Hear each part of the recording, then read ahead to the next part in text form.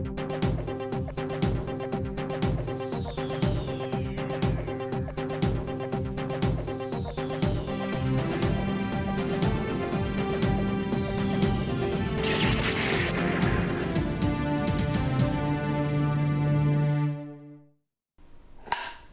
everyone, it is I, Mark S.W. Welcome back to my channel. I'm filming this video around mid-August, so the summer holidays are very nearly over and soon children will be going back to school. I would have hated that because I hated school. School can be very rough for children with autism, which is why I'm doing this video. This is a sort of a guide video for the teachers to explain one of the do's and don'ts if you have any students with autism.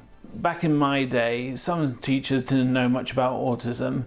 I got some support, like during exams I would have extra time and the teacher would read the questions to me. But I do think there's a lot more that teachers can offer students with autism.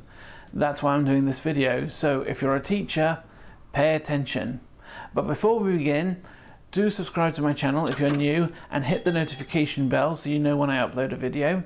And also, if you'd like a shout out in my videos or access to upcoming videos or behind the scene photos, hit the join membership button. And don't forget to give this video a thumbs up if you find it very informative and useful. Before I continue with this video, I should point out that the stuff that I'm going to share with you guys, it's all based on my personal experience at school. So before you start commenting things like, all this is out of date, well, it's not my fault, is it? I mean, I haven't been to school for nearly 20 years. I've got no idea what they're like these days. Right then, I'm going to do this on my blackboard. A sort of a traditional school manner, you could say. Welcome to my teacher's guide to autism. And I've even got a pokey stick to help me. Right, so let's get started with the first category, privacy time, or privacy time, whichever you prefer. To quote Shrek, I like my privacy. And he has a point there. Lots of autistic people would like to be left alone for some time. They want some privacy, some me time. Hence this little person saying, do not disturb. Because if they're in a classroom that's stressful or very noisy, they may want to come out of the classroom to go somewhere more quiet so they can have a quiet think and concentrate on their work.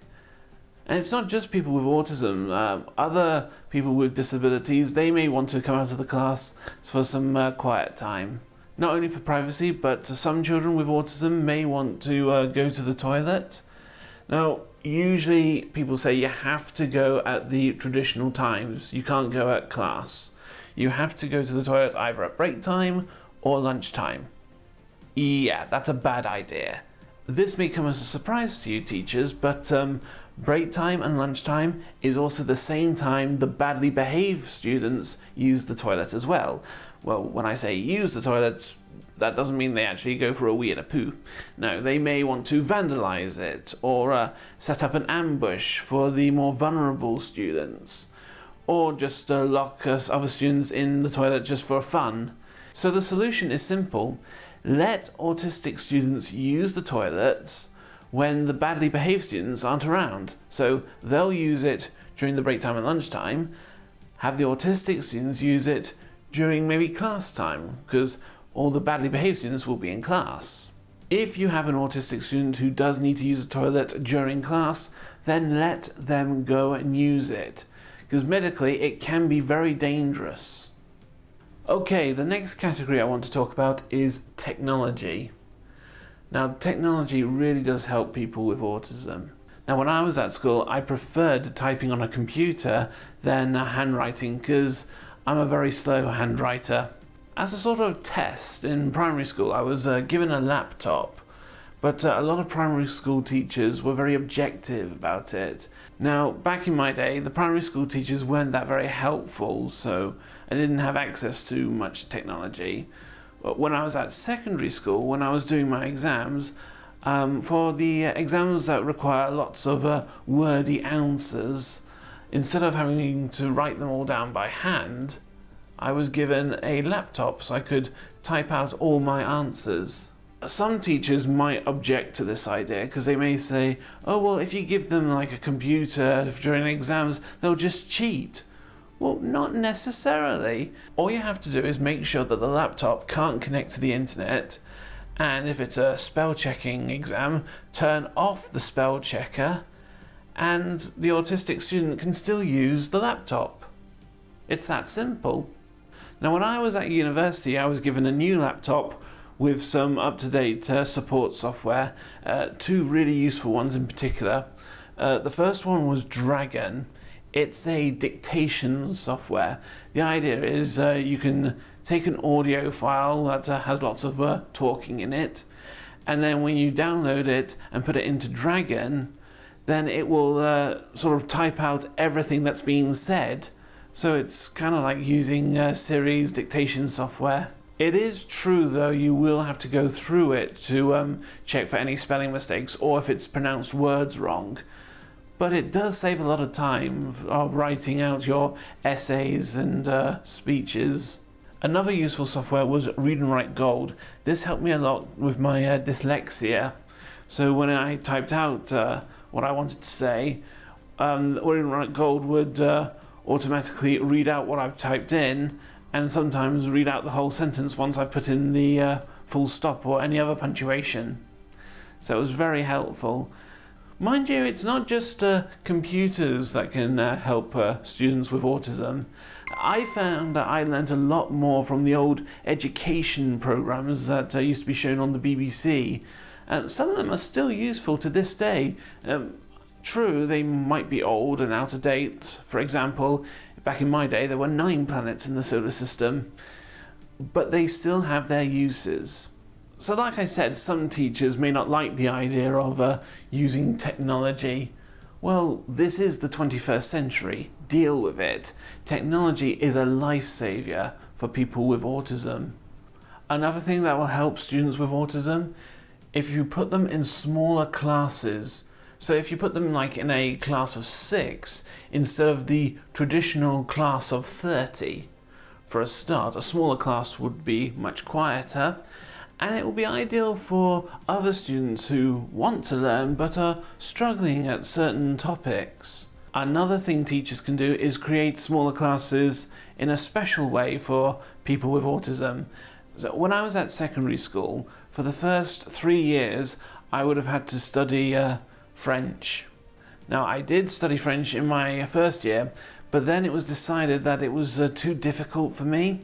So for the next 2 years, I got to skip my French classes, and instead I got to go to a supply teacher and work on my reading and writing skills. I also spent the time developing my typing skills, because a lot of the students would learn typing when they're in their 10th year. I did mine in my 8th and 9th year, so I got my distinction ahead of everyone else. Another reason why you should put autistic students in smaller classes is because they get to avoid these guys, the immature lot, the badly behaved students. I don't know if this happens in every school, but at my secondary school, we were usually put into sets of classes, depending on how well we did in certain subjects. So you had a high set and a low set.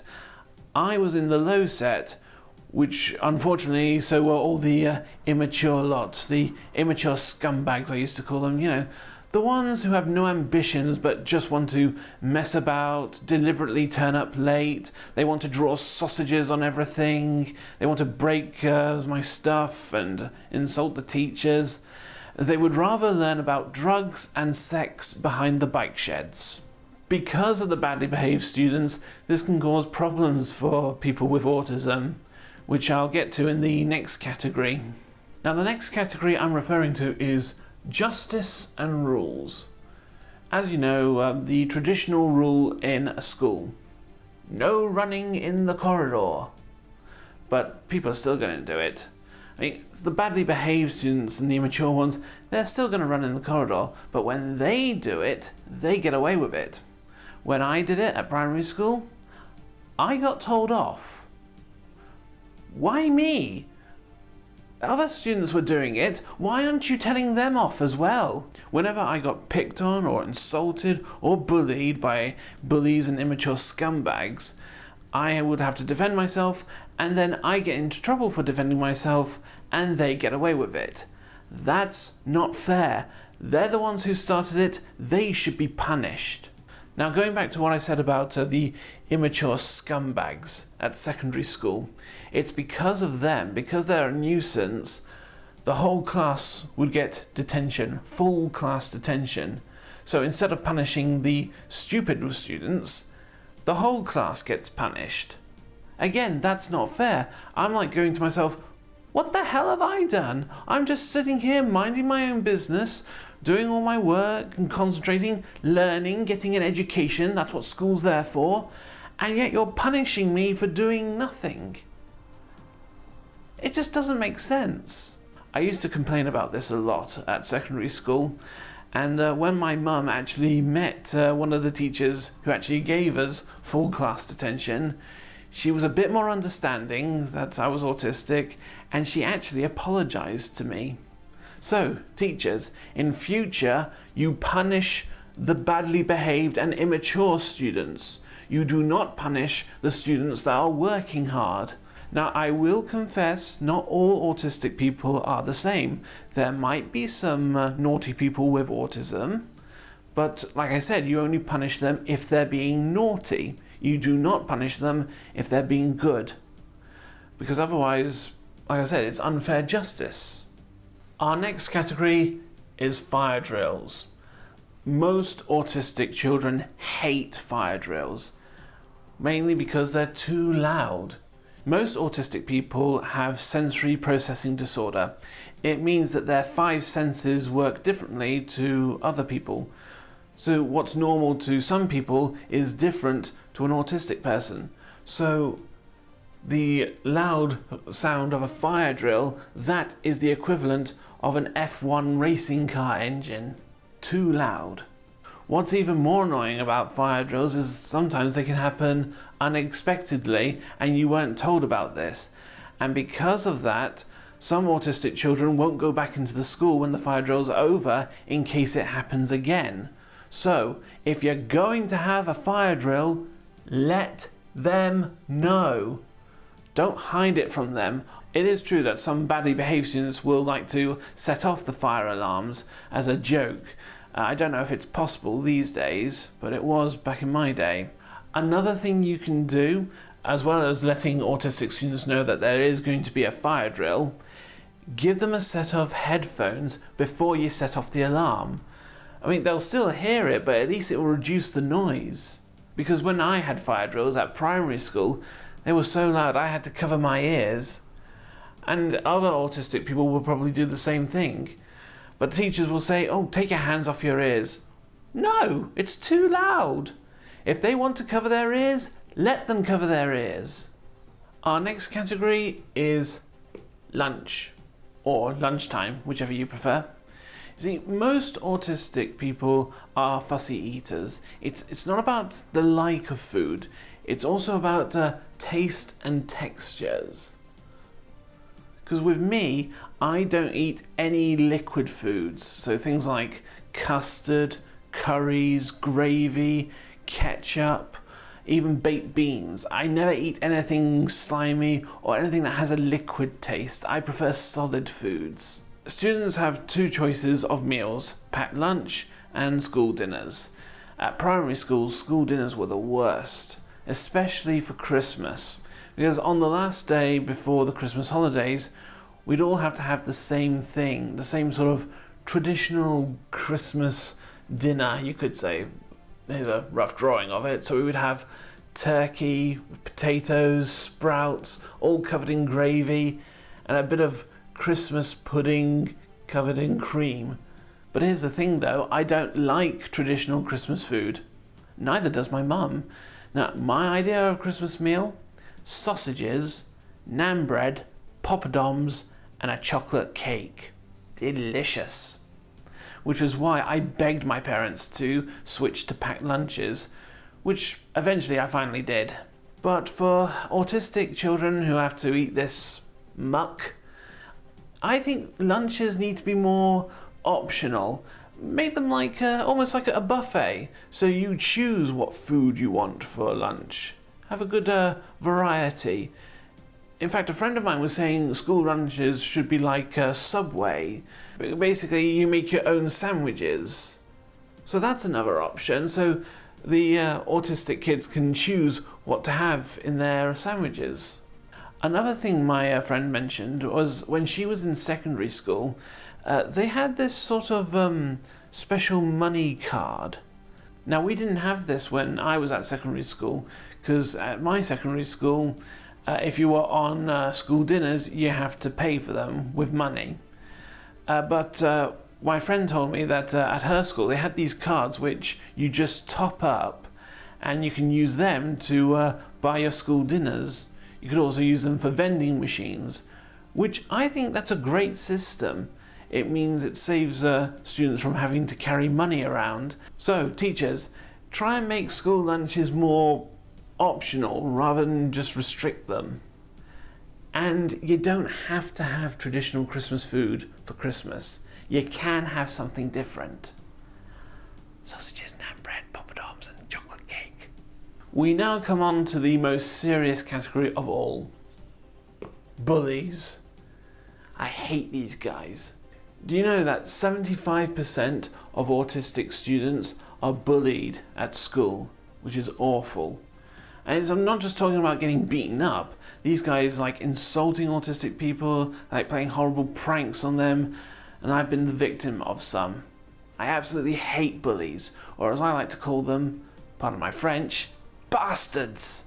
Now, a lot of people have always said to me, oh, you're not the only one to get bullied, Mark. These bullies go after other people as well.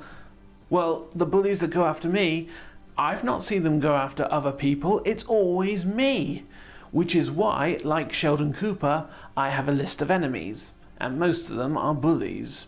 To this day, I still think, if only we had the COVID pandemic during my childhood, then I wouldn't have to go to school and face those awful bullies. I could stay at home and watch education programs. Now, here's the important thing. Yes, you should always tell the teacher if you're being bullied, but teachers, once you've told the bullies off, it doesn't stop them. They still keep on acting as bullies. So the solution is simple. Get rid of them. Remove them. Expel them. Ban them. Abolish them. Eliminate them. Eradicate them. Exterminate them. Okay, that may be going a bit too far, but you get the point. Now, I know it's not possible to get rid of the bullies, but if that's the problem, then you're going to have to find a more effective punishment, something that will stop them from being bullies, something that will leave autistic people alone permanently. If I had it my way, I would lock bullies up in that torture chamber that Agatha Trunchbull has at the Chokey, but that would be illegal, so I'd have to find a better punishment. But the point is, this is a very serious problem. And that's one of the reasons why most autistic children don't like going to school, because they have to face the bullies. So teachers, do find a way to protect autistic children from bullies, because this can't go on forever. And like I said, it's bullies that need to be punished. So the last category I want to mention now is learning style, which is right. You see, this goes back to when I was at play school. A different type of school, but it could still be relevant to normal schools. You see, everyone has a different learning style. As I mentioned, I myself prefer learning from the old education programs. Because of this, there are sort of different outcomes when you use a different learning style. To give an example, I used to watch a lot of Sesame Street, but because it was American, they of course pronounce Z as Z. And because I used Z a lot, I got in trouble for that. But you can see it's things like that that can cause maybe some confusion on how people prefer to learn. And going back to what I said about play school, we used to sing like nursery rhymes, of course. So one of them in particular, the wheels on the bus. Now here's the thing, we all know it starts with the wheels. They go round and round, but then what comes next? So I remember one time we would take it in turns to choose what comes next after the wheels. I was chosen to go first, and I picked the children on the bus go up and down. But the teacher said, no, that's wrong, and picked someone else to choose the next item. Well, how is that wrong? Because it doesn't matter what comes next, as long as the wheels go first. It could be the children going up and down, it could be the mum's chatter, chatter, chatter, the wipers, the bell, the horn. It doesn't matter what the order is. And it's the same for London Bridges Falling Down, one of my favourites. When it comes to the outcome of silver and gold, I've learned that there are 3 different outcomes for this one. There's silver and gold we've not got, silver and gold will not hold, and silver and gold will be stolen away. Well, which one is it? There's 3 different versions. I used to think it was silver and gold will not hold, but others think it's silver and gold will be stolen away. So you can see how confusing it is. So the point I'm trying to make is, if an autistic person has a learning style, learn to understand that learning style, and that way you can understand how an autistic child prefers to be educated, so to speak. Like I said, I know this is really a play school matter, but it's just something I wanted to get off my chest. So teachers, I hope you have found this guide very useful. As I mentioned, it's been years since I went to school, so I have absolutely no idea what schools are like these days, but hopefully teachers will be able to make some reasonable adjustments for students with autism. But if you are a school teacher, I hope you found it informative, and if you'd like to know more about my life at school, or if you'd like me to share some points with you, then get in touch with me on my social sites. I'm on Facebook, Twitter, or X, whatever, Instagram and TikTok, and get in touch with me and let's have a conversation. I can share some information with you. But also to all my regular viewers out there, I hope you guys have enjoyed this video. If you have, do give it a thumbs up, and don't forget, if you're new, to subscribe and hit the bell icon. And if you'd like a shout out in my videos, or access to behind the scene photos or sneak peeks of upcoming videos, then hit the join membership button. Thanks for watching this video, guys. Enjoy the rest of the summer holiday, and I'll see you next time. Over and out.